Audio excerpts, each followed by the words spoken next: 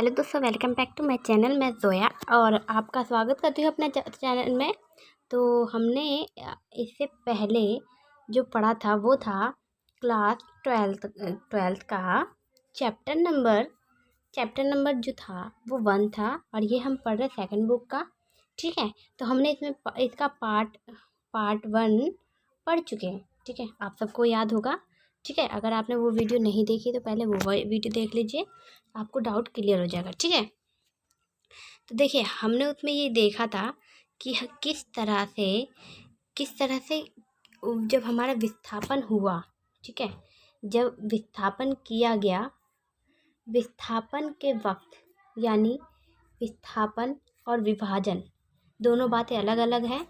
ठीक है, तो देखिए जब विभाजन हुआ तो विस्थापन भी हुआ, और विस्थापन हुआ तो मतलब यानी विभाजन तो होना ही था। तो हुआ ये कि जब बंटवारा किया गया तो ये कहा गया था कि एक देश से दूसरे देश में कोई भी विस्थापित नहीं होगा। ठीक है, जो जहाँ है वही रहेगा, लेकिन लोगों को ये समस्या यानी विस्थापन की समस्या से जूझना पड़ा। ठीक है, आपने तस्वीरों को में देखा होगा। देखिए लोग लटक लटक के जाते थे, उस पे चढ़ चढ़ के जाते थे। क्या मतलब कि आपको ये तस्वीर देख के उसका मंजर क्या था आपको पता चल जा रहा होगा, अंदाज़ा आपको लगाना आसान होगा। ठीक है, उसके बाद आगे हम चलते हैं कि उस टाइम क्या क्या हुआ था। ये चैप्टर थोड़ा लंबा है तो प्लीज़ आप बहुत अच्छे से पढ़िएगा, बहुत इजी भी है।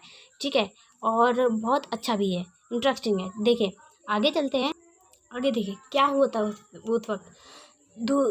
दूसरे समुदाय के लोगों को मारा गया। मैंने आपको पहले वीडियो में आपको बता दिया था, अगर आपने वो वीडियो नहीं देखा है, ये हमारा पार्ट 3 है। पार्ट 2 हमारा ऑलरेडी हो चुका है। ठीक है, देखिए लाहौर, अमृतसर, कलकत्ता जैसे शहरों में समृद्ध अखाड़े के तस्वीर हो गए। ठीक है, जिन इलाकों में ज़्यादातर हिंदू अथवा सिख आबादी थी, इन इलाकों को मुसलमानों ने जाना छोड़ दिया। ठीक है, जो मतलब कि यानी जो जहाँ पर सिख रहते थे या हिंदू रहते थे वहाँ पर मुसलमानों ने ज़्यादा छोड़ दिया।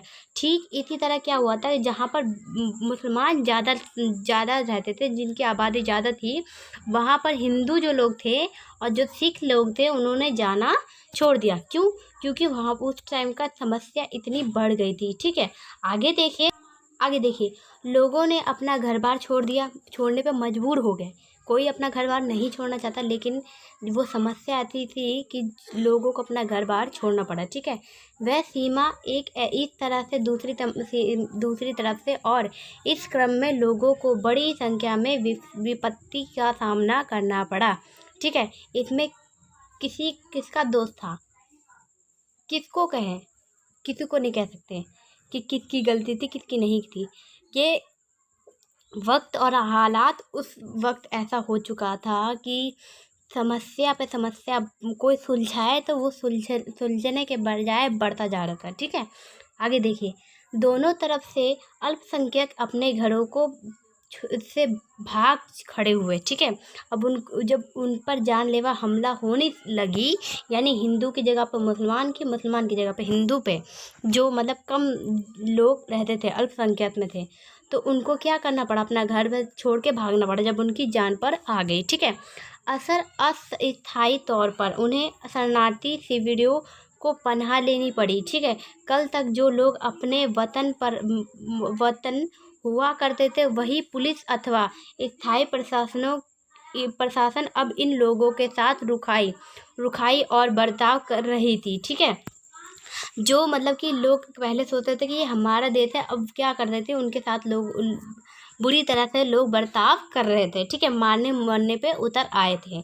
आगे देखिए लोगों को सीमा के दूसरी तरफ जाना पड़ा, और ऐसे उस हाल पर हाल में करना पड़ा। अक्सर ऐसे लोगों को पैदल चलना और दूरी तय करना पड़ता था।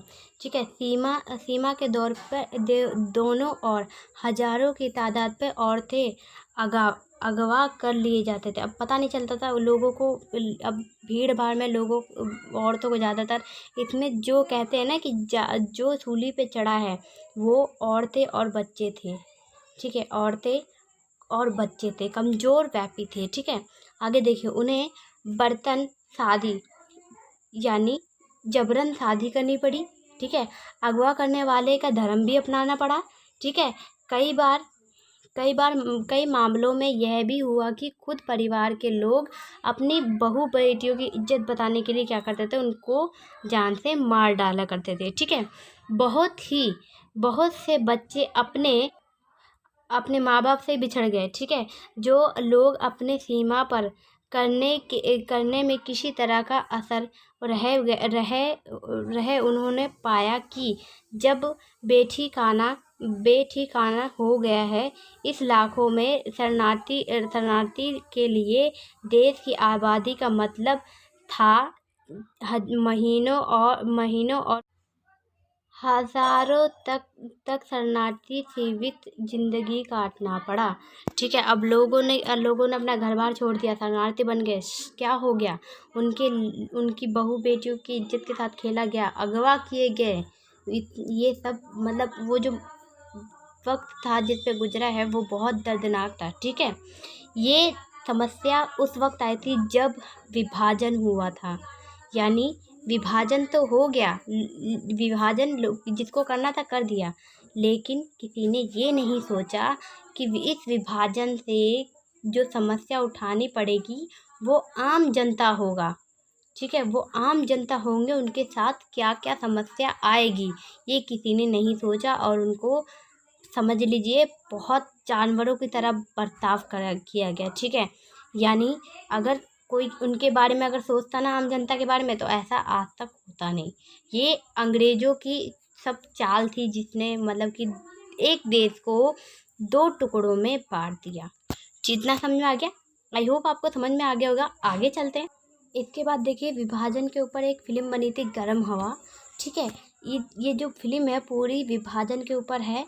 जब विभाजन हो गया तो मुसलमान जो थे या जो पाकिस्तान में लोग थे उनके साथ, यानी जो अलग धर्म के थे उनके साथ किस तरह का बर्ताव किया गया वो इस मूवी में दिखाया गया। बहुत अच्छी मूवी है, अगर आपने नहीं देखी है तो मैं आपको कहना चाहूँगी कि अगर 12th क्लास में आपको अच्छे नंबर लाने हैं, बहुत ज़्यादा मदद कर तो बलराज साहनी की ये मूवी है। ये है बलराज साहनी और जलाल आगा की ये मूवी है, जो आपको बहुत ज़्यादा ही मदद करने वाला है इस चैप्टर में। ठीक है, तो अगर आपने ये मूवी नहीं देखी है तो पहले आप ये मूवी देख लीजिए, क्योंकि आपको ये बहुत ज़्यादा फ़ायदेमंद होगा इस चैप्टर के लिए। ठीक है, आगे देखिए, आगे चलते हैं। आगे है रजवाड़ों का विलय। ठीक है, तो इसमें हम तीन राज्यों के बारे में पढ़ेंगे जिसका हमने इसमें क्या किया था, शामिल किया था। अपने पहला जो आएगा वो हैदराबाद होगा, दूसरा जो होगा वो जम्मू कश्मीर होगा, जो तीसरा आएगा वो होगा मणिपुर। तो देखिए, ये तीनों के बारे में हम पढ़ेंगे, लेकिन सबसे ज़्यादा जो पूछा जाता है वो हैदराबाद बारे के बाद में पूछा जाता है। तो इसलिए हैदराबाद के बारे में बहुत अच्छे से और बहुत शांति से पढ़ेंगे। ठीक है, तो बहुत अच्छे से ध्यान देना। ठीक है, तो हम पहले जानेंगे कि समस्या क्या क्या आई थी उस वक्त जब रजवाड़ों को विलय किया जा रहा था। तो क्या क्या समस्या, किन किन समस्याओं का सामना हमारे देश के नेताओं को, सरदार वल्लभ भाई पटेल को करना पड़ा, वो हम इसमें जानेंगे। देखिए, क्या हम पहले जानेंगे कि जो रजवाड़ों की संख्या थी वो 556 थी। सबको पता है, नहीं पता तो आप नोट कर लीजिए, क्योंकि कई बार पूछा जाता है कि उस टाइम हमारे जो रजवाड़ों की संख्या थी वो 556 थी। ठीक है, और वो टुकड़ों में बदले गए थे। कि देखिए, रजवाड़े ब्रिटिश राज की समाप्ति के साथ ही कानूनी तौर पर आज़ाद हो गए थे। ठीक है, अब ये आज़ाद तो हो गए। अब जब रजवाड़े मान लीजिए 556 है, तो कितना टुकड़ा होगा भारत का, ये सोचिए कितने टुकड़े होंगे, 556 टुकड़े होंगे, उसमें कितने कितने भाग होंगे, सोचिए, अंदाज़ा लगाइए। जो हमारा अभी इस वक्त भारत इतना बड़ा दिखता है, उसमें से जब छोटे छोटे टुकड़े हो जाते तो कितना बुरा लगता। ठीक है, तो इसका श्रेय सबसे ज़्यादा जिसको जाता है वो है सरदार वल्लभ भाई पटेल।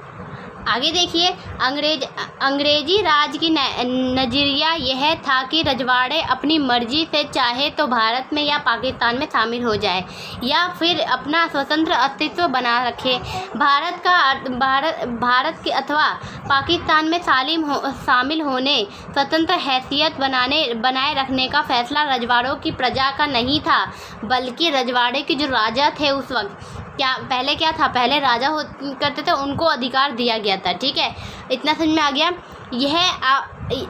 यह अपने आप में एक गंभीर समस्या थी। ठीक है, अखंड भारत का अस्तित्व आखिर मंडरा रहा था, खतरा मंडरा रहा था। ठीक है, अब देखिए, राजा को ये हक दे दिया गया कि वो क्या करे, वो अगर वो चाहे तो वो पाकिस्तान में रह सकते हैं, अगर वो चाहे तो वो भारत में रह सकते हैं, अगर नहीं तो वो स्वतंत्र भी रह सकते हैं, उनको ये अधिकार दिया गया है।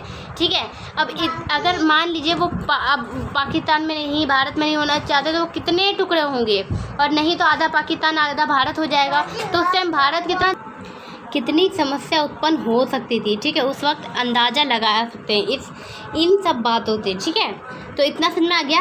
नेक्स्ट चलते हैं, जो हमारा नेक्स्ट टॉपिक है वो हमारा हैदराबाद।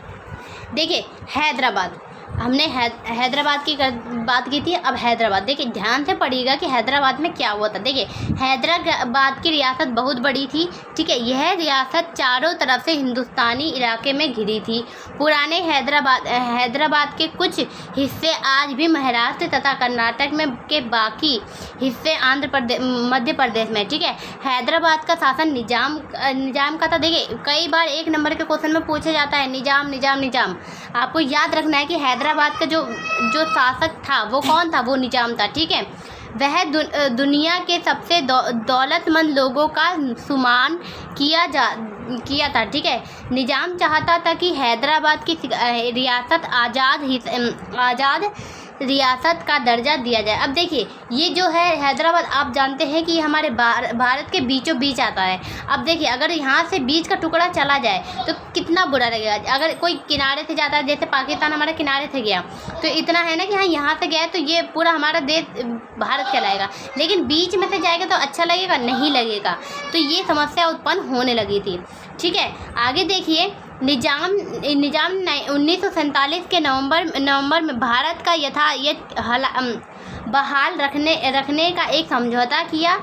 ये समझौता साल के लिए था। ठीक है, कुछ इस बीच भारत ने हैदराबाद के निजाम में बातचीत की। ठीक है, हैदराबाद और भारत के बीच में बातचीत हुई थी, लेकिन निजाम तो जो था वो क्रूर था, कट्टर था। ठीक है, इसके बारे में मतलब कि बहुत सारी बातें बताई गई है, जैसे कि वो औरतों के साथ भी बहुत अच्छा व्यवहार नहीं करता था। उसे मतलब कि उसे ये था कि मैं राजा हूँ तो मैं कुछ भी कर सकता हूँ, वो वाली बात थी। किसके अंदर थी? निजाम के अंदर।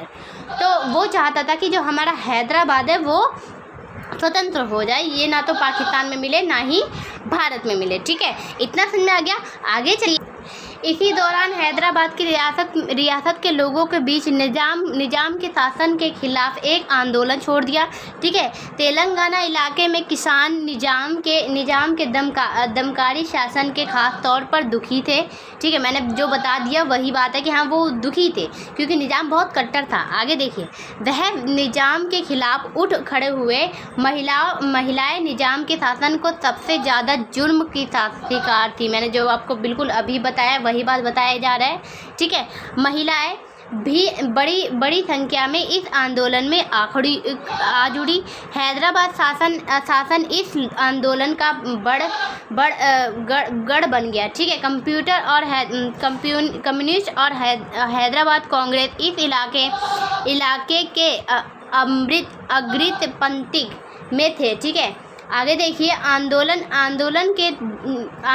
को देखा निजाम के लोगों के खिलाफ कि रवाना किया। ठीक है, अब निज़ाम ने क्या किया, अर्धसैनिक बलों को किसके खिलाफ कर दिया, आंदोलन के खिलाफ कर दिया। ठीक है, खड़ा कर दिया ताकि जो भी हो हैदराबाद नहीं जाना चाहिए, वो वाली बात थी। ठीक है, आगे देखिए, इसे रजाकार कहा गया। ठीक है, रजाकार कहा गया, 1 नंबर के क्वेश्चन में आता है, याद रखिएगा। इसलिए मैंने कहा था हैदराबाद बहुत इंपॉर्टेंट है, क्योंकि इसमें से बहुत टुकड़े टुकड़े कर करके क्वेश्चन पूछा जाता है। ठीक है, इतना समझ में आ गया। आगे देखिए, रजाकार अव्वल दर्जे का संपार्दिक और भ्रष्टाचारी थे। ठीक है, कौन थे, एक नंबर के क्या थे, ये अव्वल का मतलब 1 होता है, 1 नंबर के संपार्दिक और भ्रष्टाचारी थे। रजाकार ने गैर मुसलमानों को खास तौर पर अपना शिकार बनाया। ठीक है, ठीक है, आगे देखिए, रजाकार लूटपाट मचाई और हत्या और बलात्कार उतारू हो गए। ठीक है, 1948 के सितंबर में भारतीय सेना निज़ाम के सैनिक पर काबू पाने में के लिए हैदराबाद आ चुकी थी। कौन आ चुका था, भारत के सेना। ठीक है, क्यों, क्योंकि वो अपनी मर्जी चला रहा था। ठीक है, अगर कोई शासन चलाता है तो शासन में जनता की भी भलाई देखी जाती, ना कि अपनी देखी जाए। ठीक है, कुछ रोज तक रुक कर लड़ाई चली और इस बार निज़ाम के आत्मसमर्पण कर दिया। ठीक है, अब बाद में निज़ाम को अपना आत्मसमर्पण करना पड़ा। ठीक है, निज़ाम के आत्मसमर्पण के साथ हैदराबाद भी भारत में विलय हो गया। तो दोस्तों, आपको पता चल गया कि हमारा हैदराबाद किस तरह से भारत में विलय हुआ था। ठीक है, इतना समझ में आ गया। आगे हम जो हुआ दूसरा जो है मणिपुर और तीसरा जो है जम्मू कश्मीर, वो हम नेक्स्ट वीडियो में पढ़ेंगे, क्योंकि ये वीडियो कुछ ज़्यादा लंबा हो चुका है।